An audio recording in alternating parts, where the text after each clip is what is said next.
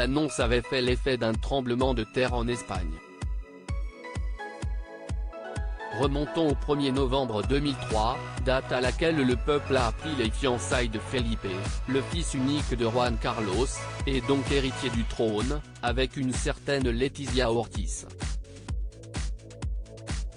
Une annonce qui avait choqué plus d'une personne, tant cette dernière n'était pas une descendante royale, mais une célèbre journaliste connue pour avoir travaillé dans de grandes chaînes d'information, comme 24 Horas ou Telediario 2.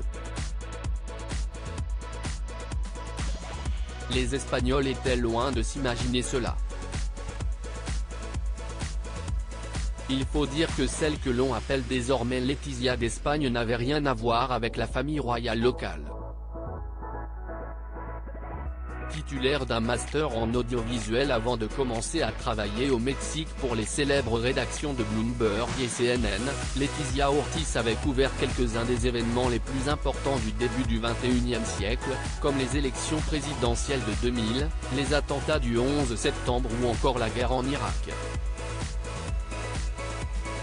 Sa carrière professionnelle était tellement fulgurante qu'elle a remporté le titre de la meilleure journaliste de moins de 30 ans.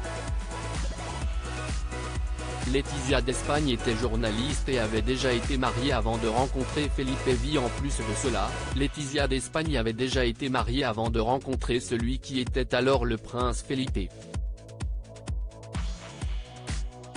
Quelques années auparavant, elle avait épousé civilement un certain Alonso Guerrero Pérez, un écrivain et professeur de littérature, lors du mois d'août 1998. Mais le jeune couple a divorcé une petite année plus tard. Un fait rarissime au sein des familles royales, pour qui le divorce est toujours un petit peu tabou. Mais quoi qu'il en soit, Leticia d'Espagne et le roi Felipe V coulent désormais des jours heureux. En témoigne leur famille parfaite, composée de la princesse Léonore, 17 ans, et de la princesse Sofia, 15 ans. À propos de l'auteur, la rédacteur pour Closer depuis 2021, les petites histoires des grandes stars rythment mon quotidien. Également passionné du cinéma classique et contemporain.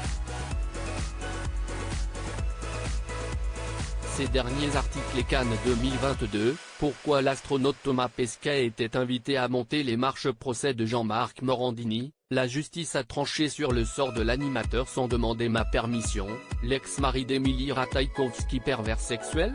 Ces témoignages